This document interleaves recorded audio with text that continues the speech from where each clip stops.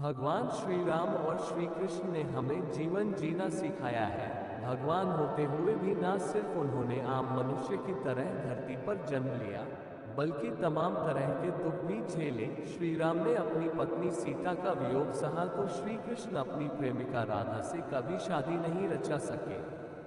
भले ही श्री राम और श्री कृष्ण भगवान विष्णु के अवतार थे, लेकिन दोनों ने अलग अलग तरह से वैवाहिक जीवन जीकर हमें कई तरह के संदेश दिए हैं। और आज इस वीडियो के माध्यम से मैं आपको श्री राम और श्री कृष्ण के वैवाहिक जीवन के 5 बड़े अंतर के बारे में बताने जा रहा हूँ, इसलिए इस वीडियो को अंत तक जरूर देखिएगा। The divine tales unknown stories. Home Shri Krishna कथाएं। श्री राम और श्री कृष्ण के वैवाहिक जीवन के 5 सबसे बड़े अंतर। श्री कृष्ण कथाएं। श्री राम कथाएं। श्री राम और श्री कृष्ण के वैवाहिक जीवन के 5 सबसे बड़े अंतर द्वारा लिखित डिविनिटीज, अगस्त 26, 2022। श्री राम और श्री कृष्ण के वैवाहिक जीवन के 5 सबसे बड़े अंतर। मित्रों, भगवान श्री राम और श्री कृष्ण ने हमें जीवन जीना सिखाया है। भगवान होते हुए भी न सिर्फ उन्होंने आम मनुष्य की तरह धरती पर जन्म लिया, बल्कि तमाम तरह के दुख भी झेले। श्री राम ने अपनी पत्नी सीता का वियोग सहा तो श्री कृष्ण अपनी प्रेमिका राधा से कभी शादी नहीं रचा सके।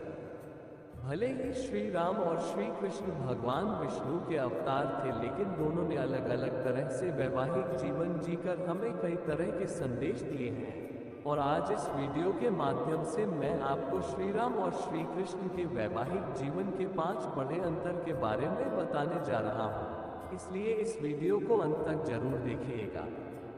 श्री राम और श्री कृष्ण के वैवाहिक जीवन के 5 सबसे बड़े अंतर। तो मित्रों, नमस्कार और स्वागत है आप सभी का एक बार फिर द डिवाइन टेल्स पर। उन 5 अंतरों के बारे में जानने से पहले श्री राम और भगवान श्री कृष्ण की कलाओं के बारे में जान लीजिए। दरअसल त्रेता युग में जन्मे भगवान श्री राम 16 कलाओं से युक्त थे, जबकि द्वापर युग में जन्मे भगवान श्री कृष्ण को 64 कलाओं का ज्ञान था। ये वो कलाएं हैं जिसमें रूप बदलने से लेकर तमाम तरह की विद्याएं शामिल हैं। आपने देखा होगा कि भगवान श्री राम ने हमेशा एक ही रूप में पूरी जिंदगी गुजार दी। उन्हें मर्यादा पुरुषोत्तम कहा जाता है, लेकिन भगवान श्री कृष्ण जरूरत पड़ने पर अपना रूप बदल लेते थे। वो अपने दिव्य स्वरूप से किसी को भी मोहित कर सकते थे। जरूरत पड़ने पर उन्होंने मानव रूप में ही सुदर्शन चक्र का भी इस्तेमाल किया है। क्योंकि श्री कृष्ण का अवतार सिर्फ कंस का वध करने के लिए नहीं, बल्कि महाभारत जैसे महान उपदेश के लिए भी हुआ था।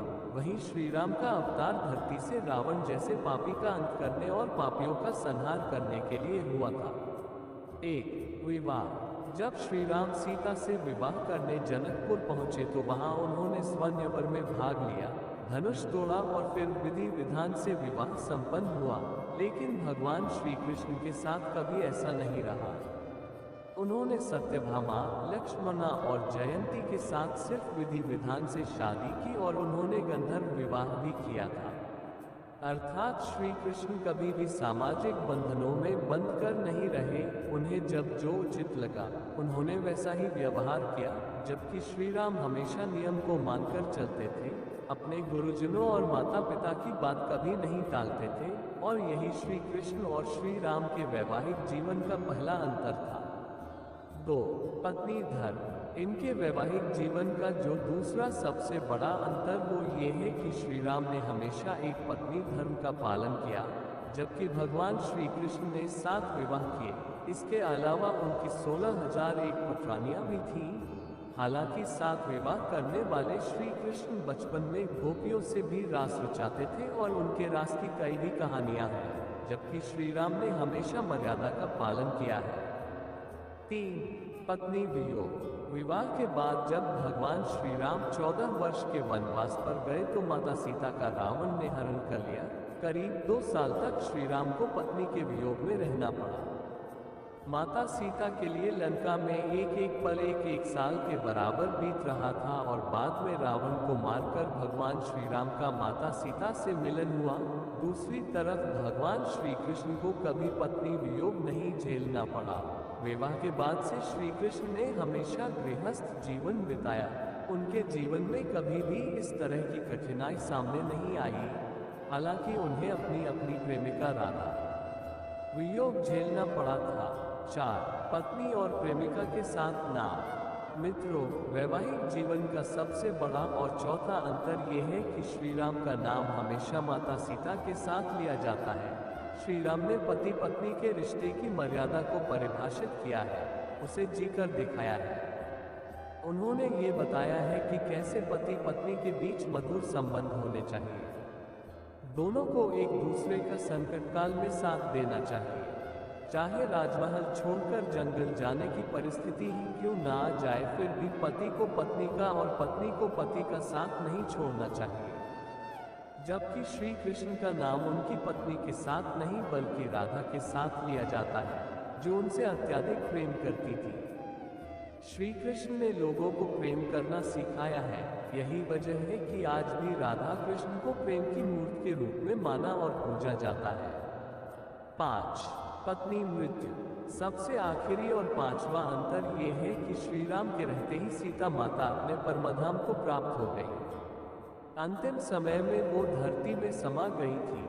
हिंदू शास्त्रों में ऐसा उल्लिखित है कि पति के रहते अगर पत्नी की मृत्यु हो जाए, वो सुहागन परमात्मा में विलीन हो जाए तो वो उसके अच्छे कर्मों का फल है। हालांकि इसे लेकर भी विद्वानों के अपने अपने मत हैं। वहीं दूसरी तरफ भगवान श्री कृष्ण की सभी पत्नियां उनके परमधाम को प्राप्त होने के बाद ही मौत का आलिंगन कर सकी। उनकी 7 पत्नियों में से हर किसी की अलग अलग परिस्थितियों में मौत हुई। तो मित्रों, ये थे वो 5 अंतर जो हमें बताते हैं कि भगवान श्री कृष्ण और श्री राम ने किस तरह धरती पर अवतार लेकर हम मानवों को एक अच्छा इंसान बनने से लेकर गृहस्थ जीवन जीने की शिक्षा दी है, लेकिन अलग अलग तरह से। पारिवारिक रिश्तों की अहमियत को समझते हुए अगर हम भगवान के बताए रास्ते पर चले तो कभी जीवन में किसी भी तरह की बाधा नहीं आ सकती। श्री कृष्ण ने तो ये भी संदेश दिया है कि हमारे अच्छे कर्मों से सीखो। हमने जो गलत कर्म किए, अगर उसका पालन किया तो उसकी सजा मिलनी तय है।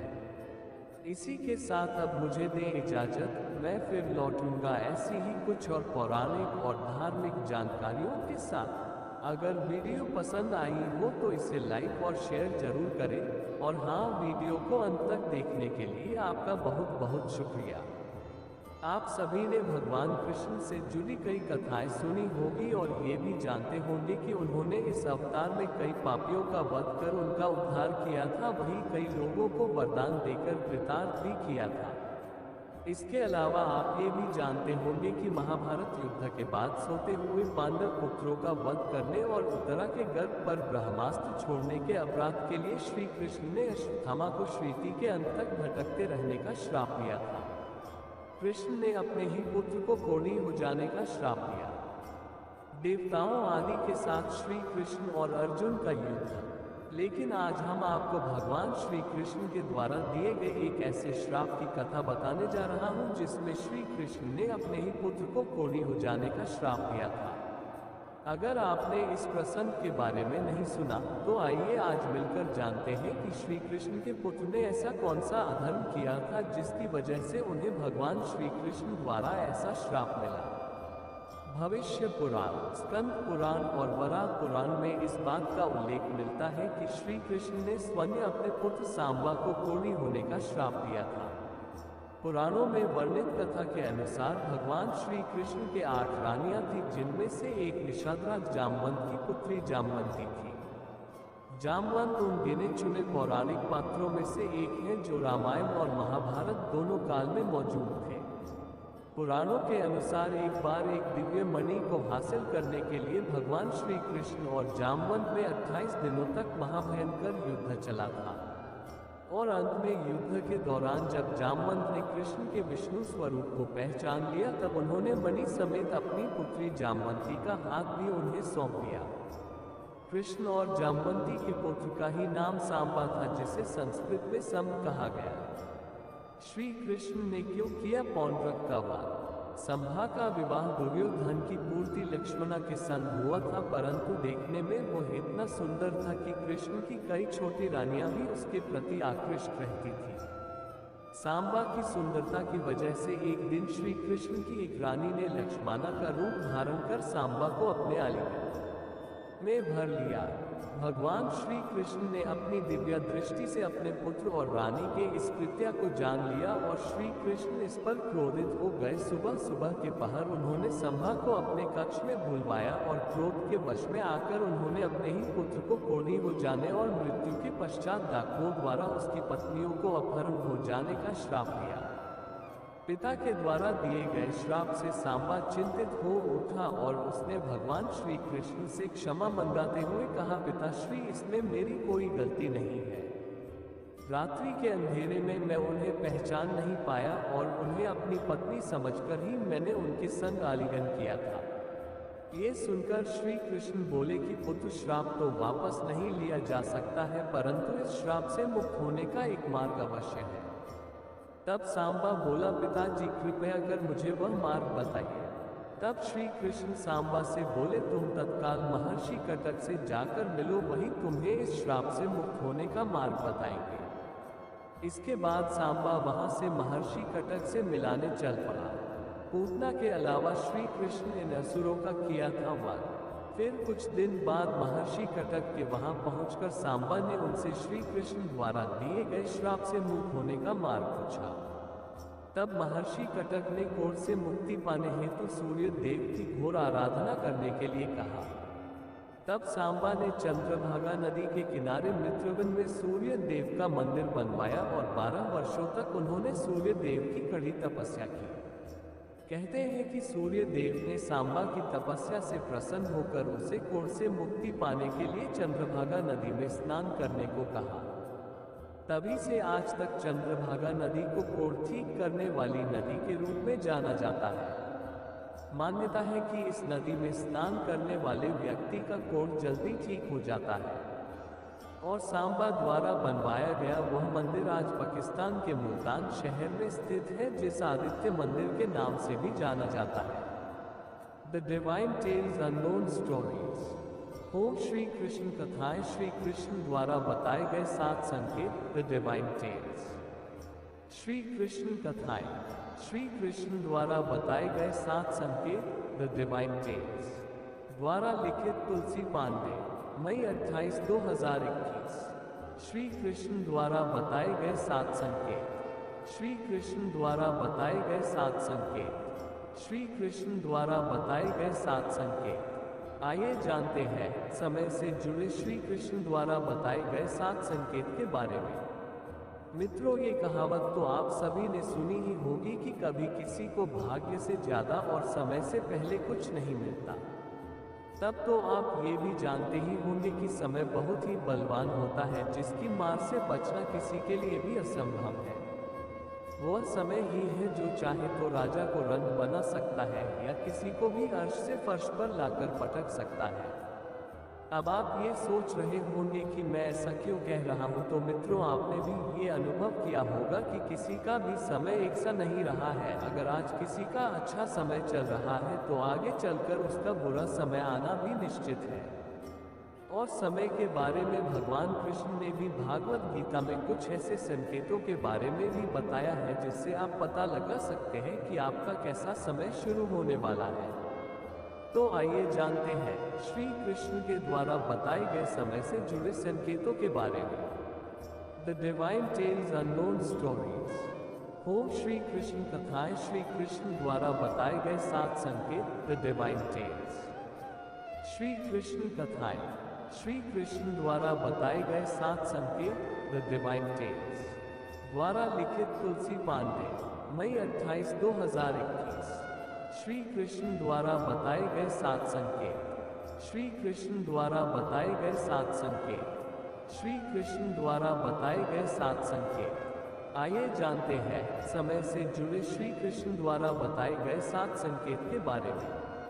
मित्रों, ये कहावत तो आप सभी ने सुनी ही होगी कि कभी किसी को भाग्य से ज्यादा और समय से पहले कुछ नहीं मिलता। तब तो आप ये भी जानते ही होंगे कि समय बहुत ही बलवान होता है, जिसकी मार से बचना किसी के लिए भी असंभव है। वह समय ही है जो चाहे तो राजा को रंग बना सकता है या किसी को भी अर्श से फर्श पर लाकर पटक सकता है।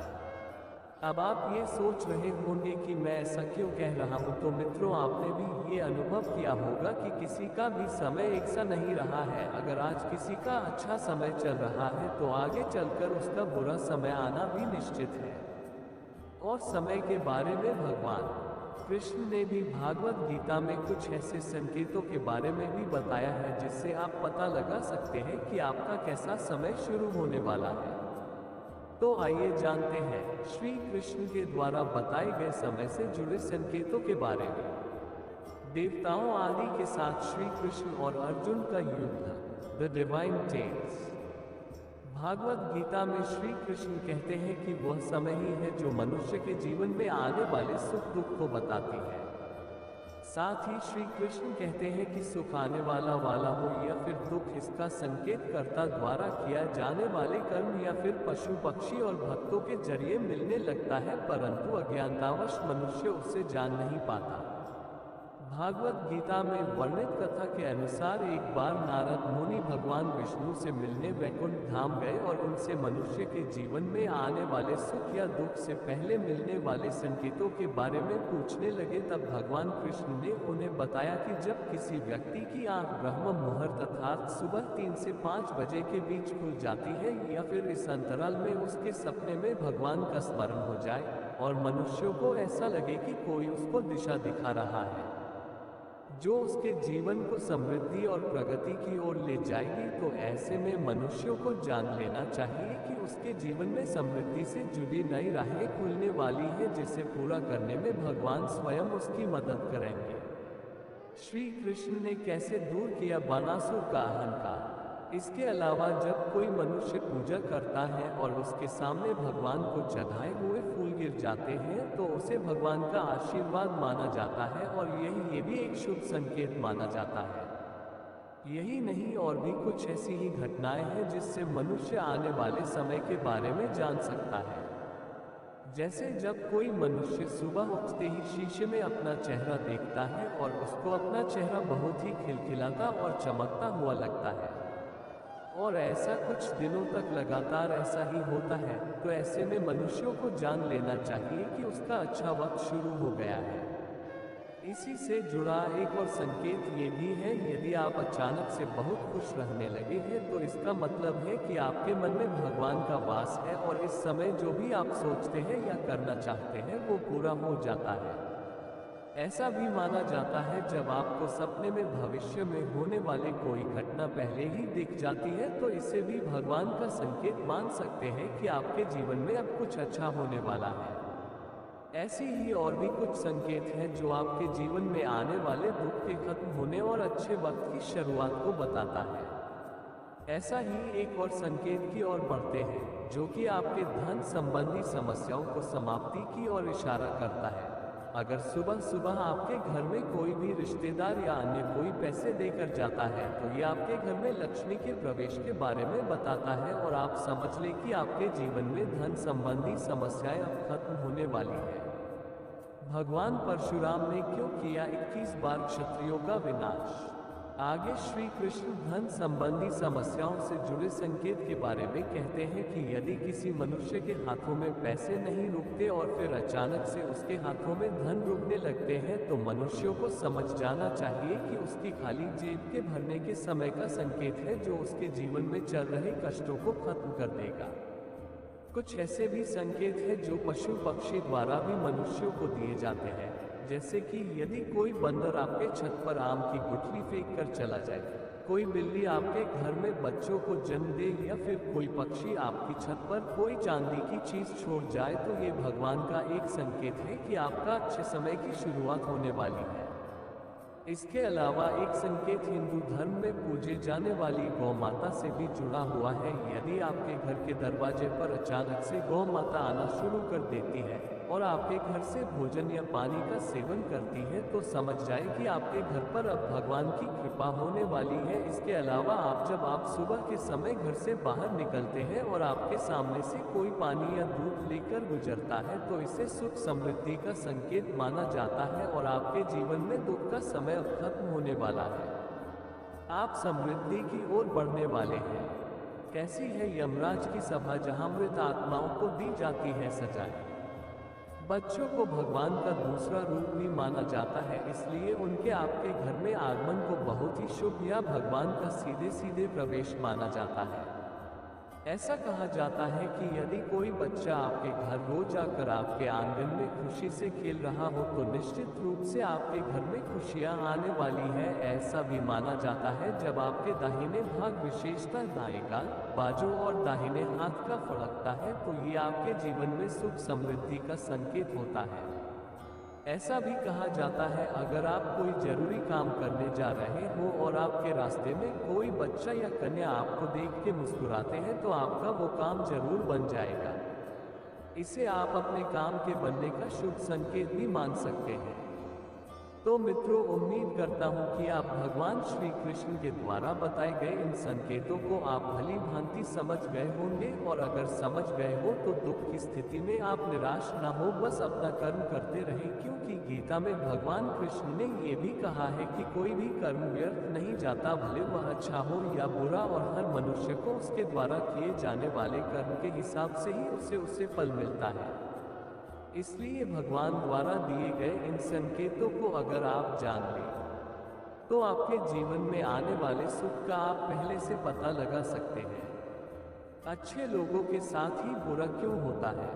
आज हम आपको बताएंगे कि आखिर अच्छे लोगों के साथ हमेशा बुरा ही क्यों होता है, जिसका वर्णन भागवत गीता में भगवान कृष्ण ने विस्तार से किया है। मित्रों, आपने भी देखा या फिर महसूस किया होगा कि आपके आसपास धर्म, कर्म और पूजा पाठ में लीन रहने वाले लोगों की जिंदगी खुशहाल नहीं होती जितने की दुष्ट और अधर्मी लोगों की होती है। और ये सब देखकर आपके भी मन में कभी ना कभी ये सवाल जरूर उठा होगा कि आखिर अच्छे लोगों के साथ बुरा क्यों होता है।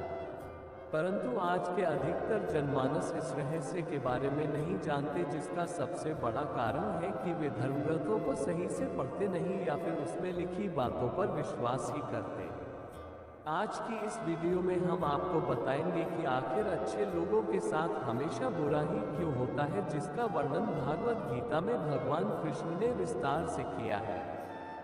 धर्म ग्रंथों में भागवत गीता एक ऐसा धर्म ग्रंथ है जिसमें मनुष्य के मन में उठने वाले हर प्रश्नों का हल विस्तार से बताया गया है।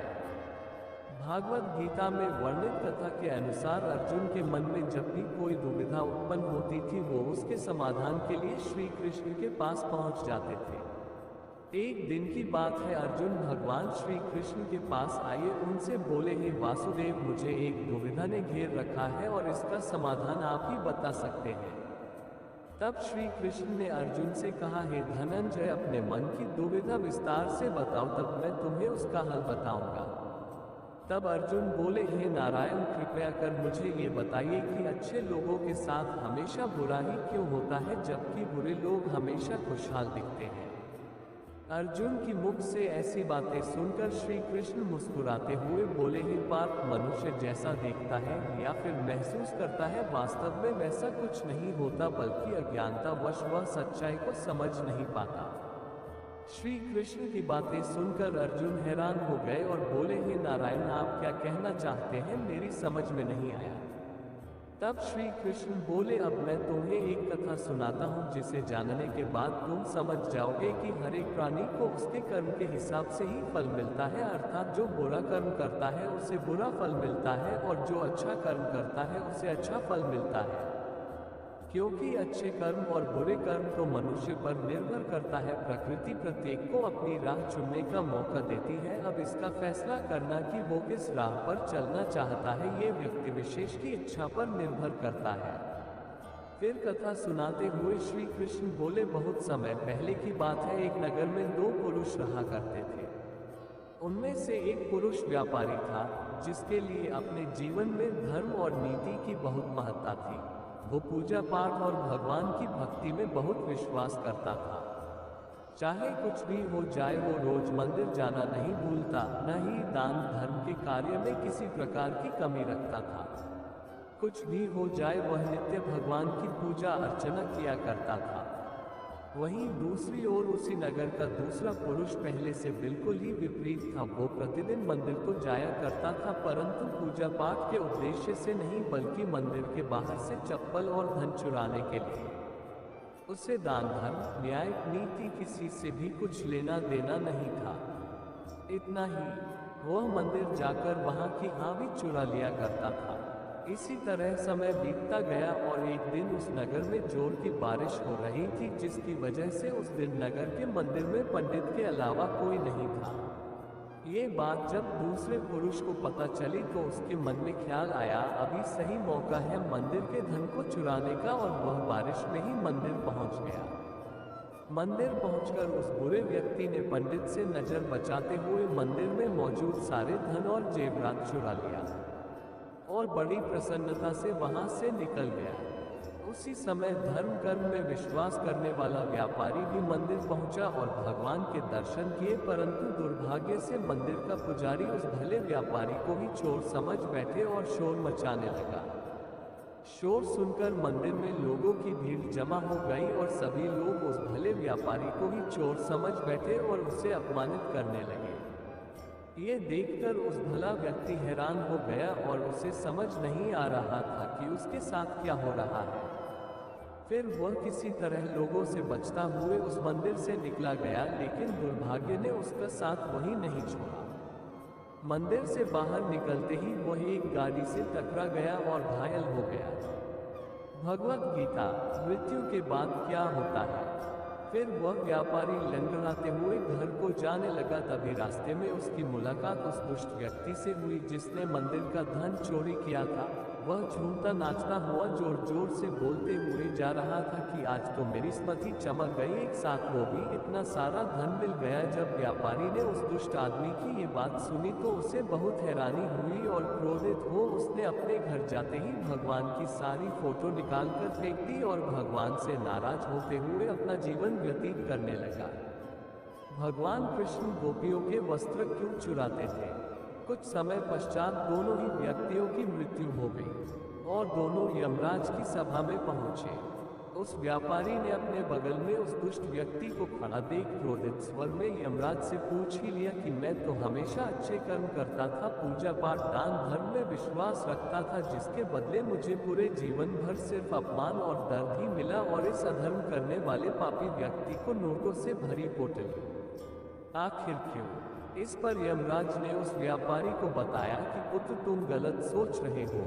जिस दिन तुम्हें गाड़ी से टक्कर लगी थी वास्तव में उस दिन तुम्हारे जीवन का आखिरी दिन था, परंतु तुम्हारे किए गए अच्छे कर्मों के कारण ही तुम्हारी मृत्यु एक छोटी सी चोट में परिवर्तित हो गई। और इस दुष्ट व्यक्ति के बारे में जानना चाहते हो तो पुत्र दरअसल इसके भाग्य में राजयोग था, जो कि इसके दुष्कर्म और अधर्म के कारण एक छोटे से धन की पोटली में परिवर्तित हो गया।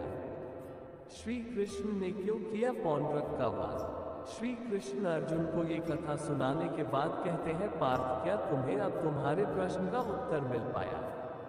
ऐसा सोचना कि भगवान लोगों के अच्छे कर्मों को नजरअंदाज कर रहा है, ये बिल्कुल भी सत्य नहीं है। भगवान हमें क्या किस रूप में दे रहा है ये मनुष्य की समझ में नहीं आता है, लेकिन अगर आप अच्छे कर्म करते हैं तो भगवान की कृपा सदैव आप पर बनी रहती है। तो मित्रों, इस कहानी से ये पता लगता है कि आपको कभी भी अपने कर्मों को बदलना नहीं चाहिए, क्योंकि आपके कर्मों का फल आपको इसी जीवन में मिलता है, बस आपको उसका पता नहीं चलता। इसलिए मित्रों, मनुष्यों को चाहिए कि वह हमेशा अपने जीवन में अच्छे कर्म करता रहे, क्योंकि श्री कृष्ण ने ही गीता में भी बताया है कि किसी के द्वारा किया गया कर्म बेकार नहीं जाता, भले ही कर्म अच्छा हो या फिर बुरा। तो मित्रों, आशा करता हूँ कि आप भी आज से